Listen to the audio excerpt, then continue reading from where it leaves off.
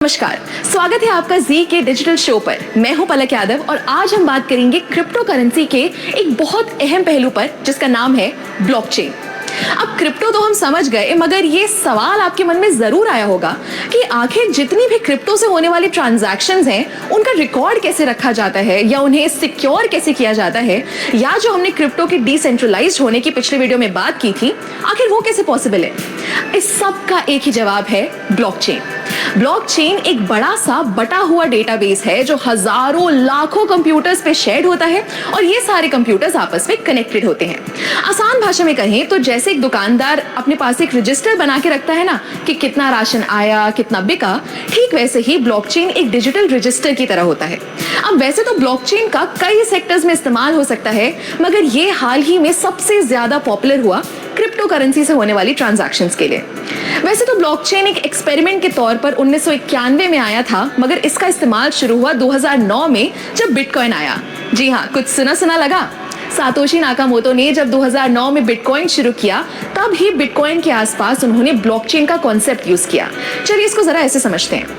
फर्ज कीजिए आपने बिटकॉइन से कुछ खरीदा या बिटकॉइन खरीदा, तो ये जो ट्रांजैक्शन हुई, ये इंफॉर्मेशन एक ब्लॉक के फॉर्म में बन के सेव हो गई।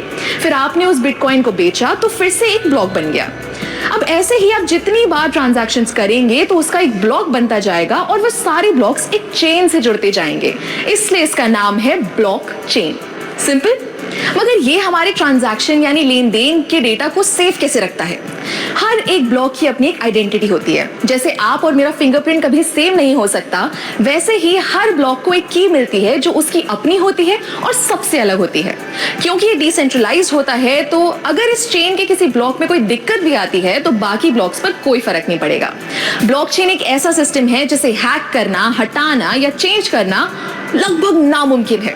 दोस्तों, मानो या ना मानो, ब्लॉकचेन का फ्यूचर बहुत बड़ा है और इसका इस्तेमाल लगभग हर जगह शुरू होने का टाइम दूर नहीं है, क्योंकि इसके बहुत से फायदे हैं। जैसे नंबर 1, क्योंकि डिस्ट्रीब्यूटेड है और इसमें स्टोर जानकारी किसी लाइब्रेरी या सरकारी दफ्तर की तरह एक जगह नहीं रखी जाती, इसको संभालने या मेंटेन करने के लिए किसी मिडिल मैन की जरूरत नहीं है।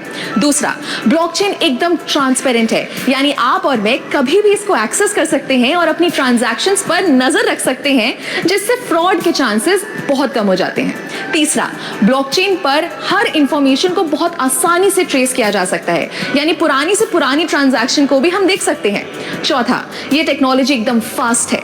हर चीज का लिखा हुआ रिकॉर्ड बनाने में बहुत टाइम और मेहनत लगती है, मगर वही जानकारी को अगर ब्लॉकचेन के जरिए सेव करें तो वो बहुत आसानी से और बहुत जल्दी हो जाएगा।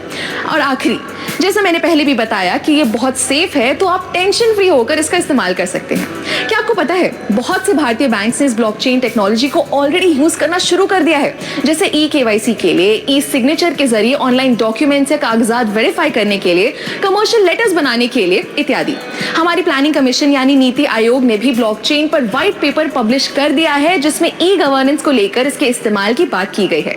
एक मजे की बात बताऊं, 2010 में पहली बार फ्लोरिडा के एक आदमी ने 10,000 बिटकॉइन से 2 पिज्जा खरीदे थे, और आज एक बिटकॉइन की अगर कीमत लगभग 15 लाख रुपए है, तो अनुमान लगाइए 10,000 बिटकॉइंस की कीमत क्या होगी। ऐसे ही आपको क्रिप्टो की दुनिया की मजेदार बातें बताते रहेंगे, सो स्टे ट्यून्ड और देखते रहिए जी डिजिटल।